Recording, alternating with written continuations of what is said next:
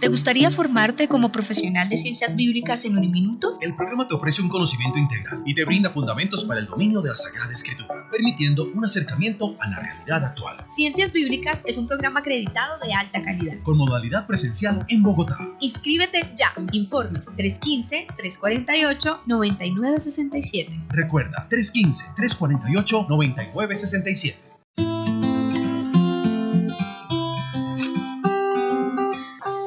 Bienvenidos a este su programa Biblia y Comunidad, un espacio del Instituto Bíblico Pastoral Latinoamericano de Uniminuto para reflexionar y profundizar la palabra de Dios. Hoy, como todos los viernes, vamos a trabajar el Evangelio que la liturgia nos propone para el próximo domingo. El texto, para que cada uno de ustedes vaya tomando su Biblia, es del Evangelio de Lucas, capítulo 11, versículos del 1 al 13. Un texto maravilloso que nos va a dejar una gran enseñanza y nos va a aportar algunos aspectos y algunos elementos importantes para nuestra vida actual, para nuestra vida cotidiana, para nuestra vida de fe y sobre todo para seguir en ese conocimiento de la experiencia de Dios en nuestras vidas. Para hoy nos va a acompañar John Freddy. John Freddy, bienvenido. Hola Ivonne, muy buenas tardes también para todos los oyentes del programa Biblia y Comunidad. Es un gusto estar nuevamente con ustedes y saludarlos y al mismo tiempo para compartir este viernes la palabra del próximo domingo 17 del tiempo ordinario de la liturgia. Estamos estudiando, John, en este ciclo litúrgico el Evangelio de Lucas y es un evangelio bastante rico en muchos elementos, en muchos aspectos que en la vida de fe pues son importantes, ¿cierto? Hoy vamos a trabajar un tema muy especial, ¿cuál es? Bueno, Ivonne, yo diría que lo que vamos a ver hoy es una continuación en parte de lo que fue el texto del domingo anterior, en el que Jesús está en la casa de Marta y María, un texto en el que al parecer Jesús le da toda la prioridad a la escucha, ¿sí? Al servicio también, que no lo podemos desconocer, pero también sin duda alguna a la capacidad de establecer ese diálogo con Dios.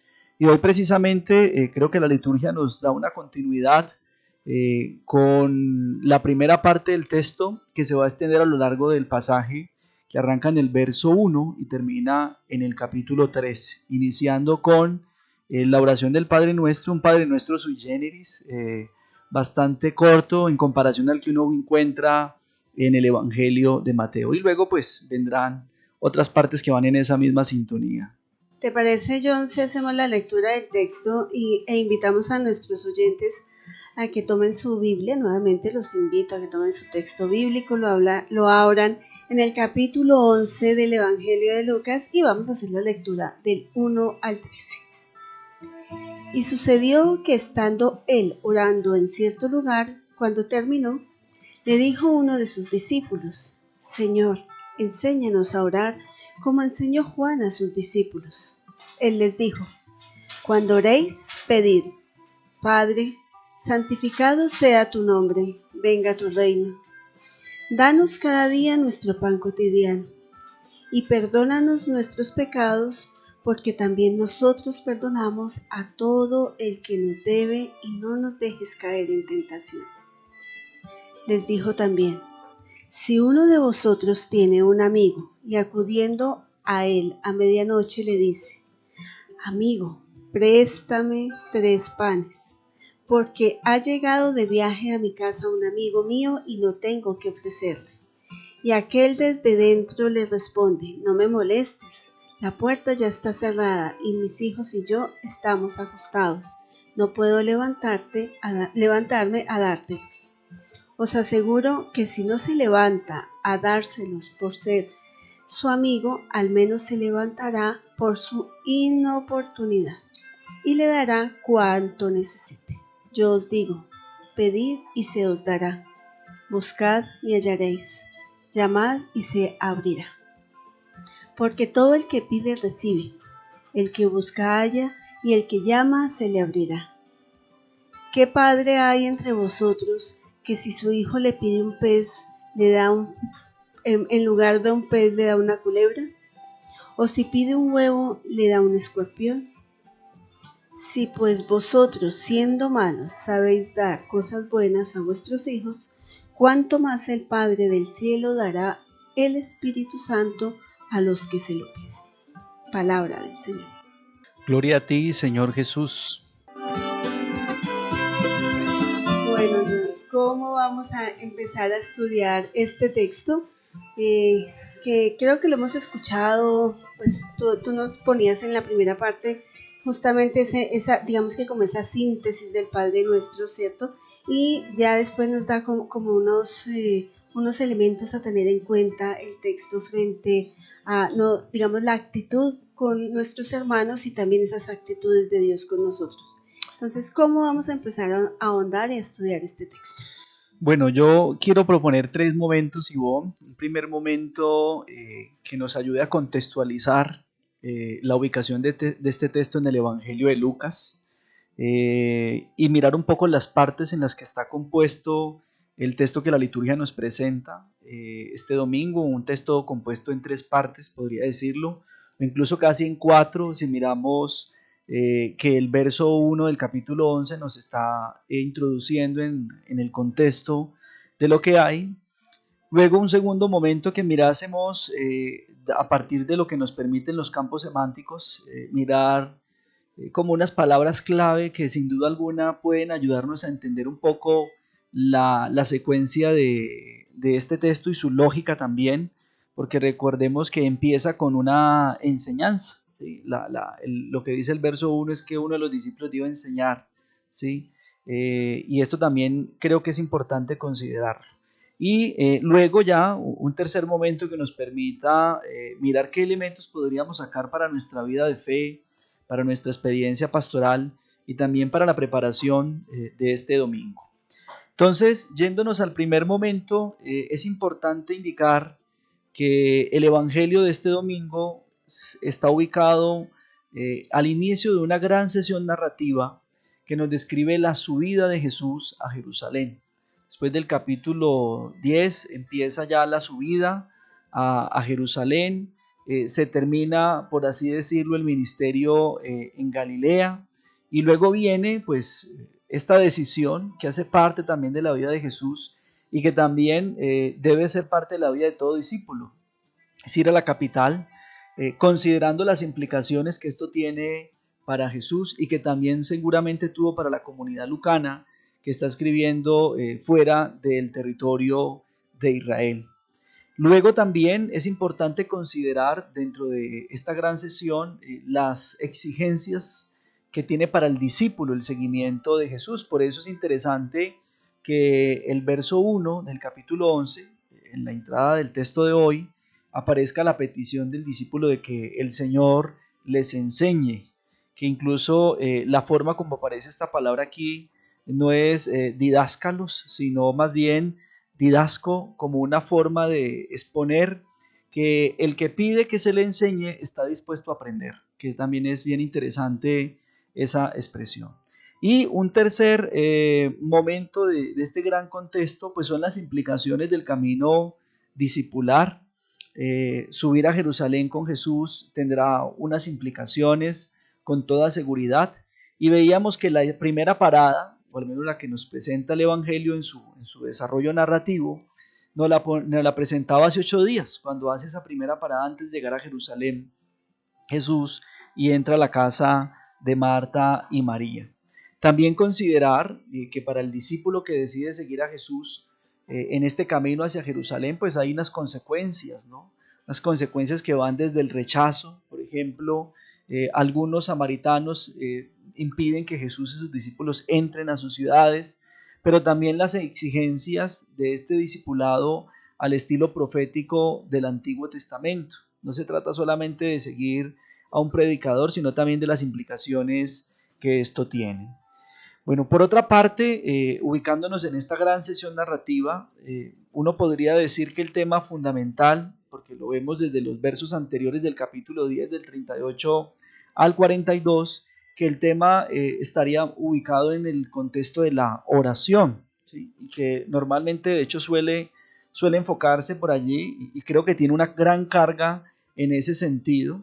Sin embargo, también es importante mirar las expresiones que luego va a colocar la parábola en el cierre, en el verso 9 al 13, sobre esas tres palabras de pedir, de buscar, de llamar. Y creo que esto nos va sintonizando en lo que decía de la continuidad con el evangelio del domingo anterior.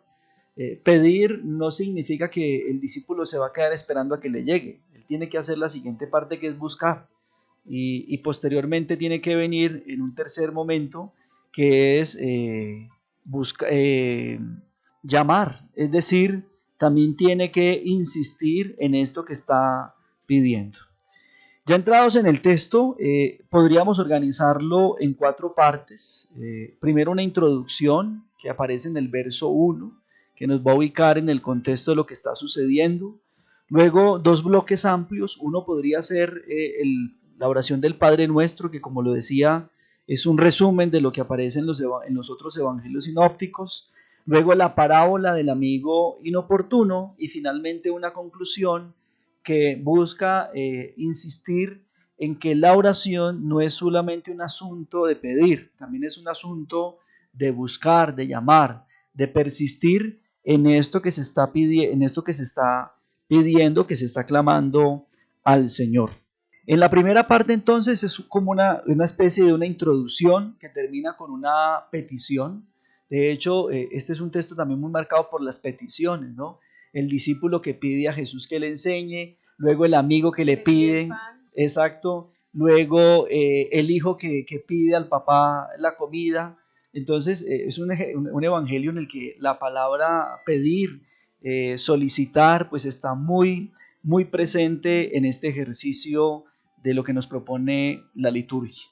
También luego, pues, después de esta introducción que nos mete en el primer gran bloque, que podría ser la respuesta que Jesús le está dando a su discípulo. Enséñanos a orar. Entonces, bueno, cuando vayan a orar, digan de esta forma. Ahí viene la primera respuesta. Luego viene un segundo momento en el que Jesús quisiera como ampliar esto. Bueno, no es solamente que ustedes van a pedirle al Padre que venga al reino, que nos dé el pan cotidiano, que perdone nuestros pecados, las 5 peticiones que aparecen aquí, no las 7 que suele comprender toda la oración como tal, sino que venga, se trata de ir un poco más allá en este ejercicio de la petición, se implica también movilizar.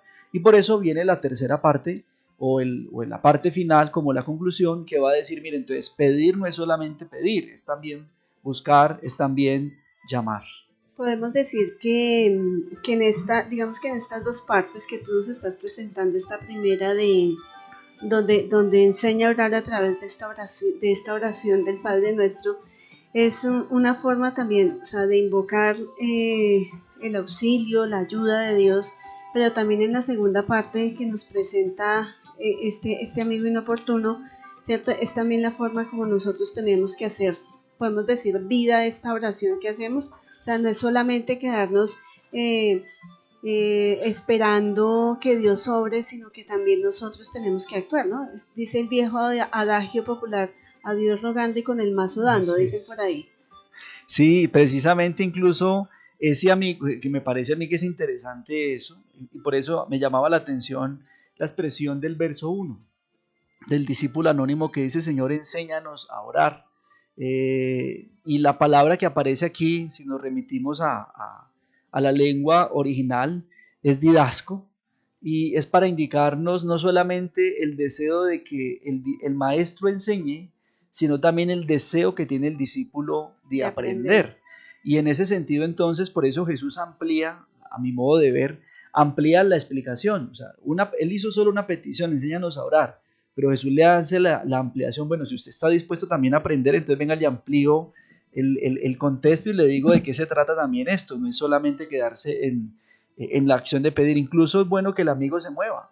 Cuando le llega el amigo al otro amigo, así, o más bien le llega el amigo al vecino, para no confundirlo. Le llega el visitante al que va a pedir. Exacto, y entonces va en busca de su vecino y hace lo que Jesús va a terminar indicando en los últimos versos, en el verso del 9 al 13. Él va, lo llama, le pide, le insiste Y por eso el texto dice, bueno, si no se levanta porque es el amigo, al menos para que lo deje molestar. Es decir, él necesita resolver una situación y está en ese deseo de insistir, de lograr su objetivo. Yo creo que también eso es interesante porque nos va poniendo en esa tónica de la eficacia y de la fuerza de la oración. Si se ora con la confianza al Padre de que nos está escuchando, de que Él tiene presente nuestras situaciones, pero al mismo tiempo nosotros también nos estamos movilizando, estamos haciendo el segundo momento, buscar, ¿sí? No estamos quedándonos quietos frente a esto. Como digo yo, no se lo estamos dejando todo a Dios, sino que también nosotros estamos poniendo en movimiento, y además de eso no solo buscamos, sino que insistimos, llamamos, o como diría el verbo que aparece de llamar, el cruo, es golpear la puerta también, no solamente es tocarla, es golpear, o incluso podríamos decir es patear la puerta. Usted está metiéndole la ficha al asunto porque usted no quiere quedarse con esa situación que usted necesita resolver. Usted se la puso, la encomendó a Dios, pero también se está movilizando para ello. Me parece interesante ver también dentro de esto que tú nos propones y dentro de esta dinámica también que nos presenta el texto, es como, no sé, la segunda parte también expresa o presenta una forma de Dios, ¿no? O sea, cómo Dios no se queda inmóvil frente a la petición que se hace, sino que pues Él también actúa, ¿no? Actúa dependiendo pues obviamente lo que se le pide, pero no se queda en silencio, sino que responde en medio de todo, ¿cierto? O sea, aquí nos plantea dos situaciones que si no es por ayudarnos, para que deje de molestarlo, ¿cierto? No me imagino a Dios allá diciendo, Ivonne, como me pide cosas, más bien, venga, le soluciono lo que tiene para que me deje de molestar, ¿cierto? Pues no me imagino a Dios en esa actitud, pero sí esa dinámica de Dios también, que no se queda como indiferente ante el clamor y ante la súplica de cada uno de nosotros. O sea, cómo Dios también en medio de todas estas, digamos, dinámicas humanas, también nos hace entender cómo Dios es capaz de redimensionar el amor hacia nosotros frente a las necesidades que tenemos. Sí, con toda seguridad, yo creo que así, o al menos la experiencia me ha dicho que así funciona Dios, ¿no? Yo creo que Dios sabe sin duda alguna nuestras necesidades, conoce nuestras situaciones, conoce los secretos de nuestro corazón. Y en ese sentido, también lo que Jesús está indicando en esa parábola efectivamente es eso, o sea, que Dios ante los ruegos, ante las peticiones que le hacemos desde el corazón, dará una respuesta. Yo totalmente de acuerdo con eso, Ivonne, y creo que es importante. Incluso si hiciéramos uso de los campos semánticos, que te decía que era como un segundo momento que podríamos mirar, uno va identificando aquí tres palabras claves en los tres momentos de construcción del texto. Tanto desde el momento de la oración como la parábola y la conclusión. Uno podría decir, por ejemplo, que al campo semántico del Padre, que ha sido invocado en la oración del Padre Nuestro en el verso 2, pertenece el amigo que presta el pan en la parábola a su vecino que le ha llegado una visita que no esperaba, ¿sí?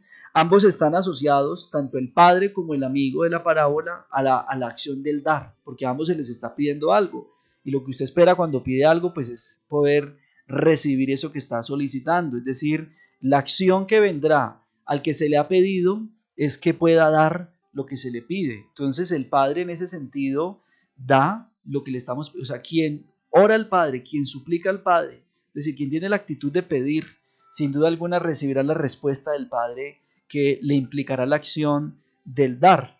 En ese sentido, entonces, Padre, pedir, dar, forman una tríada que une tanto a las personas como a las necesidades que tienen. Aquí están unidos entonces el Padre con aquellos que le están pidiendo que venga a su reino, que les dé el pan, que les perdone los pecados, que lo libre del mal, pero también está la respuesta del vecino a su amigo que le ha llegado la visita inoportuno, también está la acción del hijo que le está pidiendo al papá que le dé un pan. Entonces yo creo que en ese sentido estas palabras van formando un ejercicio muy interesante que va nutriendo esta reflexión que estamos proponiendo para el domingo, la liturgia de este domingo.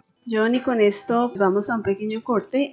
Yo te invito a que me des pan. Atención, noticia exclusiva. ¿Quieres profundizar en el estudio de la palabra de Dios? El programa de Ciencias Bíblicas de Uniminuto te ofrece un conocimiento integral y te brinda fundamentos para el dominio de la Sagrada Escritura. Permitiendo un acercamiento a la realidad actual. Programa acreditado de alta calidad. Con modalidad presencial en la ciudad de Bogotá. Inscríbete ya. Informes 315-348-9967.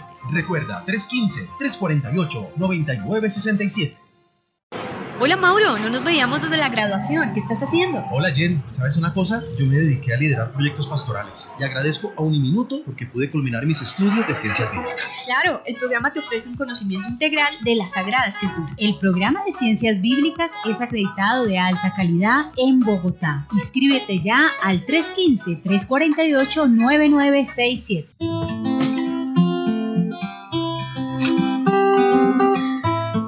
Y de regreso esta tarde en su programa Biblia y Comunidad, estamos abordando el texto que la liturgia nos propone para el Evangelio del próximo domingo, que es del Evangelio de Lucas, capítulo 11, versículos 1 al 13. Hemos visto en esta primera parte del programa, de acuerdo a las orientaciones también que John nos ha venido dando, que este texto se podría dividir en tres partes. Una primera parte donde está, digamos, las 5 peticiones que nos propone Lucas para el Padre Nuestro. Una segunda parte donde se habla de un amigo inoportuno que va a medianoche a pedirle pan a otro amigo. Y la última parte, el hijo que le pide a su padre. Vemos en estos tres elementos como bien nos lo resalta John, es unos elementos claves aquí. El tema del pedir, como está, digamos, marcado en las tres secciones, y también un pedir que no queda, digamos, ignorado, un pedir que queda como en suspenso, sino que más bien es un pedir que tiene una respuesta de una o de otra manera.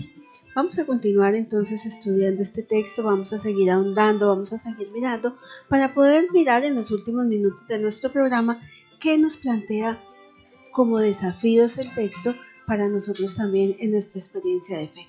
John, ¿cómo vamos a continuar con este tema? Bien, pues Ivonne y queridos oyentes del programa Biblia y Comunidad, yo creo que para poder avanzar y lograr el propósito sería entonces fijarnos en lo siguiente, que encontramos una primera parte que nos va indicando que hay unos que piden, ¿sí? El discípulo, el amigo, el hijo, pero al mismo tiempo también junto a los que piden, desde este campo semántico están los que dan. Entonces el Padre que da lo que se pide en el Padre Nuestro, pero también está el vecino que da a su amigo lo que le está solicitando, pero al mismo tiempo también el padre que le da al hijo el alimento.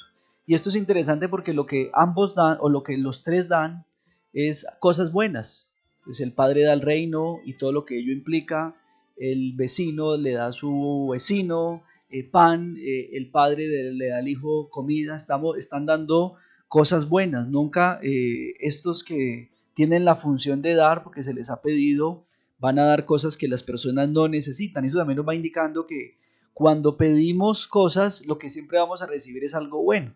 Y posiblemente eso bueno que recibimos no puede ser lo que estamos recibiendo, pero es lo que más nos conviene o lo que más es necesario o pertinente para nuestra vida. Otro asunto que también es importante mirar en este contexto es que uno diría, bueno, no, chéverísimo, porque con este texto ya queda claro que si uno le pide al Señor, Él le da, y uno cumple con el ejercicio que está proponiendo en los versos 9 al 13. Pero también hay que considerar la otra oposición que tiene el pedir y el dar, y es el pedir y el no recibir. Inicialmente el amigo no recibió de su amigo lo que pedía, porque era medianoche, porque estaban ya todos dormidos, de hecho eso es lo que le dice el amigo. Sin embargo, a esa oposición le prosigue una respuesta favorable. Es pidan y recibirán. Es bien interesante esto porque aunque el verbo pedir está en presente, la respuesta está en futuro, se les dará. Esto también nos va indicando entonces que cuando pedimos no es que inmediatamente vamos a recibir lo que estamos pidiendo. Yo pedí al Señor esto y inmediatamente el Señor respondió, mejor dicho, no había llegado terminaba de decir yo la petición y ya estaba llegando la respuesta. El indicativo del futuro simple de este verbo es una invitación al discípulo para que pidan confiadamente al Padre con una convicción. ¿Cuál es la convicción? Que el Padre va a dar. Pero eso no significa que va a dar ahí inmediatamente y no va a dar pues expresamente lo que uno está pidiendo. Es lo que más nos convenga, como indicábamos ahora. Pedir y dar entonces forman una unidad de tal suerte que quien pide recibe. De esta manera es posible caracterizar al que pide. ¿Quién es el que pide? El discípulo, el amigo, el hijo. Y el que da, el Padre, Dios, o el amigo, el vecino que está dando a ese que lo está inoportunando a medianoche cuando todos están durmiendo. Me parece interesante esto que tú nos propones, porque en esta dinámica, digamos, del que pide y del que da, pues no es una dinámica, digamos, entre desconocidos, sino que hay en medio de estas personas o de estos sujetos, hay una relación, y una relación filial, amorosa, digámoslo así, en el sentido amplio de lo que es el amor. El discípulo que le pide al maestro, ¿cierto? El amigo que le pide al otro amigo, ¿cierto? Y el hijo que le pide al padre. O sea, no son relaciones, digamos, desprevenidas, inadvertidas, casuales, que de pronto se puedan suscitar solamente, sino que ahí también expresa toda una dinámica de una relación filial, de una relación de amistad, de cercanía, que hace que esa confianza de sentirme necesitado, o sea, lo veo también desde esa experiencia, nos da la posibilidad y la confianza de poder acudir a quien nos pueda dar, y quien da, ¿cierto? Quien ofrece eso que nosotros estamos en espera de recibir por la necesidad que tenemos, pues también es capaz de mirarnos a nosotros, digámoslo así, con compasión, con misericordia, con sentimiento también de poder ayudarnos frente al ejercicio de nuestra necesidad. Entonces ahí creo que también es importante, o lo veo yo más bien, esa relación no puede ser una relación vacía, sino que tiene que haber un amor que nos une, un amor que está pendiente también el uno del otro, y que nos permite también tener la confianza y la seguridad de que a quien le pedimos nos puede dar aquello que nosotros necesitamos, y la posibilidad también de ser en algún momento quienes podamos dar, quienes podamos ayudar, como en el caso de la segunda parte del texto, pues también hacerlo de manera asertiva, hacerlo de buena manera. Sí, incluso eso es interesante, Iván, porque yo creo que estas situaciones de necesidad que se expresan, la necesidad del discípulo de aprender a orar, la necesidad del vecino que quiere atender a su amigo en la medianoche, la necesidad del hijo de alimentarse, pues efectivamente nos ponen esa tónica, que estamos ante unas relaciones de confianza que nos permiten eso. Incluso, mire, que eso queda claro desde el verso 2, cuando Jesús empieza diciendo Padre. O sea, con esa expresión, que el inicio de la oración del Padre Nuestro, Jesús está poniendo de manifiesto la relación tan cercana que hay entre Él y Dios. No lo llama Dios, lo llama Padre. Ahí estamos ante un ejercicio de confianza, de intimidad muy profunda, que es lo que luego se va a ir revelando efectivamente.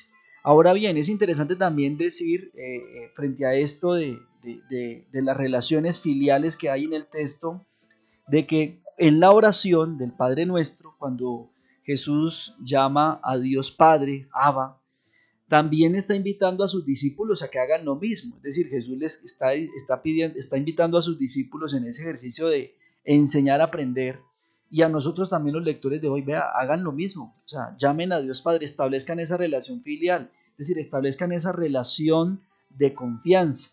Incluso esa relación entre Jesús y el Padre tiene un nivel de cariño muy profunda, porque mire que vamos a encontrar que en el verso 11 va a expresar Jesús lo siguiente: ¿qué padre hay entre ustedes que si su hijo le pide un pez, en lugar de un pez le da una culebra? ¿O si le pide un huevo, le da un escorpión?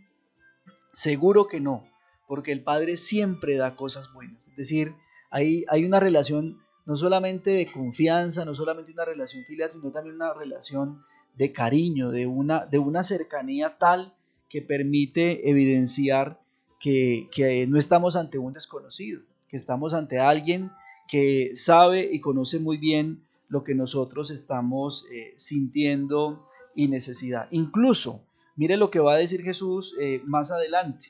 Ya sabe su Padre de qué tienen necesidad en el capítulo 12, versículo 30, que lo veremos más adelante en la liturgia. O en el 12:32, a su Padre le ha parecido bien darles a ustedes el reino. O incluso en el capítulo 15, 11:32, la famosa parábola del Padre misericordioso. El Padre ha buscado a su Hijo con la vista y le ha tratado con compasión. Es decir, lo que va a venir después de esto también, capítulo 12, capítulo 15, es Jesús reivindicarnos una vez más que ese Padre lo único que nos puede dar cuando nosotros le pedimos algo es cosas buenas. Es decir, insisto, esto para indicar que siempre que pidamos a Dios algo, de Él vamos a recibir respuesta. No sé si la que nosotros estamos esperando, pero una respuesta, y esa respuesta siempre hay que verla en esos términos de bondad hacia nosotros y también de lo que es más conveniente para nuestra vida. Sí, eso te iba a decir, porque en estos, justamente en estos versículos 11 y 12 del texto, pues no dice que le da el pez, solamente le dice que no le da una culebra, ¿cierto? Y no dice que le va a dar el huevo, pero simplemente dice no le va a dar un escorpión, o sea, no le va a dar algo que no sea de beneficio para quien está pidiendo. Entonces creo que también ahí desde esa, a veces desde esa educación religiosa que nosotros tenemos, ¿cierto? Que creemos que Dios es como mágico y nos va a solucionar las cosas de una manera como muy fácil, ¿cierto? Yo le pido a Dios y Dios me da lo que yo necesito y como yo lo necesito y como yo lo quiero, y a veces discutimos con Dios o peleamos en nuestra vida de fe porque ¿cómo así Dios que yo le pido esto y usted lo que me da es esto? ¿Cierto? Entonces ahí también es importante ver cómo en medio de todo esto, pues la sabiduría de Dios es profunda, es muy grande y nos da a nosotros todo aquello que como el discípulo quiere aprender, nos ayuda a aprender, a vivir y a experimentar esa presencia de Dios en nuestra vida, en la cotidianidad, y creo que me parece fundamental eso porque Dios no es un supermercado y a veces lo tomamos como de esa manera, ¿no? O sea, mira Dios, yo me porto bien, yo te colaboro en la parroquia, yo te enseño tu palabra, yo hago esto, pero tú me das lo que yo quiero, lo que yo necesito, ¿cierto? O lo que yo creo que necesito, y Dios nos va dando lo que nos va moldeando para ser cada vez, creo que más óptimos también para llevar a cabo la misión a la cual hemos sido llamados desde el bautizo. Sí, así es. Yo creo que esto es muy importante mencionarlo porque nos pone en esa sintonía, ¿no? Que Jesús quiere también, así como quiere enseñarle a sus discípulos a orar, a tener esa confianza en el Padre, a llamarlo Padre como Él lo llama en esa relación cariñosa, filial, nos quiere invitar a la confianza en el Padre, pues también nos quiere, como el Evangelio usa, clarificarnos también eso, que no se trata de un acto mágico, no de un acto inmediato, sino siempre en ese discernimiento, en esa confianza en la providencia divina, lo que llegará seguramente es lo que estamos necesitando. Y yo creo que también cuando va terminando el texto, uno va encontrando entonces la respuesta que hizo el discípulo en el verso 1, ¿no? Porque la invitación es a que ese discípulo aprenda a dirigirse con confianza al Padre y que cuando lo haga tenga la convicción de que la súplica ha sido escuchado y que recibirá cuanto necesita. Pero ese cuanto necesita, como tú bien lo decías ahora, Ivonne, pues hay que ubicarlo en eso, ¿no? En lo que más nos conviene y en el momento, y no es en el momento, porque decíamos que el verbo estaba en el presente, pero el cumplimiento de la promesa estaba en el futuro, se les dará. Es decir, esto bueno, irá también tomándose su tiempo, o como dicen por ahí coloquialmente, ¿no? Los tiempos de Dios. Yo creo que lo importante y lo que Jesús busca dejarle al discípulo y a al resto de discípulos y a nosotros hoy los lectores es la confianza, es a tener esa confianza, esa certeza de que, bueno, de que el Padre está con nosotros y que no vamos a quedar huérfanos frente a alguna de estas situaciones. Yo quisiera, no sé si alcanzamos todavía, Ivonne, ir cerrando como con 3 ideas. Claro, eso tenemos que ver por 1 hora. Bueno, no, pensé que teníamos menos. Yo creo que 3 ideas que a mi juicio pueden ayudarnos un poco en este a todos, ¿no? En el texto de este domingo. Primero, el lector está llamado a identificarse en primer lugar con los que piden. Es decir, hoy todos nosotros tendríamos que hacer ese ejercicio, identificarnos con los protagonistas del texto de hoy que están pidiendo. ¿Quiénes pidieron? Los discípulos que les enseñaron a orar, el amigo que pide pan, el hijo que pide alimento. Pero también tenemos que identificarnos con los que dan. Es decir, nosotros estamos llamados a cumplir el doble rol de pedir, pero también de aquellos que dan. Es decir, ¿quiénes dieron? El Padre, el vecino, el Padre Dios, el vecino y el papá a su hijo. Es decir, nosotros también tenemos que recordar eso. No solamente pedir. Hay momentos en que nosotros también estamos llamados a darle al otro, a contribuir con la necesidad que el otro tiene. Eso es fundamental. Con los que piden, porque hay una necesidad en el ser humano que no es solamente física o material. También hay una necesidad espiritual que supera lo material. En este caso, pedirle a Dios el reino, el espíritu, el perdón de los pecados, sentirnos libres de la tentación. En su lugar, a identificarnos con los que dan, que en este caso, en el contexto de la enseñanza de Jesús, son comparados con Dios. Nosotros también, en la medida en que asumimos ese rol de darle a los demás, nos estamos poniendo también en esa tónica de actuar como Dios, cuando el otro está ante una necesidad y requiere de nuestra ayuda. Yo creo que a veces uno, y las mamás en eso creo que son muy sabias, ¿no? Uno a veces se puede acostumbrar mucho a pedir, ¿sí? Y a veces poco a dar. Y como dice por ahí un adagio, un corazón agradecido siempre estará dispuesto a dar. Yo creo que eso es muy importante en nuestra vida de fe y para nosotros. John, ahí también me llama a mí la atención y creo que también se resalta un poco dentro de la experiencia de este texto, es la dimensión comunitaria de la fe. O sea, a veces nosotros pensamos que es solo pedirle a Dios, o una relación individual de Dios con cada uno de nosotros, ¿no? O sea, yo tengo fe y es Dios conmigo y nada más, y desconocemos a veces toda esa dimensión comunitaria donde estamos llamados justamente a vivir esa experiencia, como tú lo decías, a vivir como Dios, a ser como Dios, ¿cierto? Pero yo lo diría más que a vivir esa experiencia de un Dios que nos hace también responsables del otro. O sea, no solamente el otro tiene responsabilidad conmigo, sino yo tengo responsabilidad con el otro, y eso hace que justamente la iglesia se fortalezca y que justamente la iglesia se consolide como una experiencia de fe comunitaria que a veces perdemos, y yo diría muy, muy frecuentemente, esa dimensión comunitaria de la fe. Sí, de hecho incluso ahí vendría como la segunda pista, ¿no? En la medida en que nosotros efectivamente reconocemos nuestra humanidad, también nuestra vulnerabilidad, nuestra necesidad de pedir a Dios, pues también tenemos que reconocer que hay otros que también necesitan y que nosotros estamos llamados también a dar.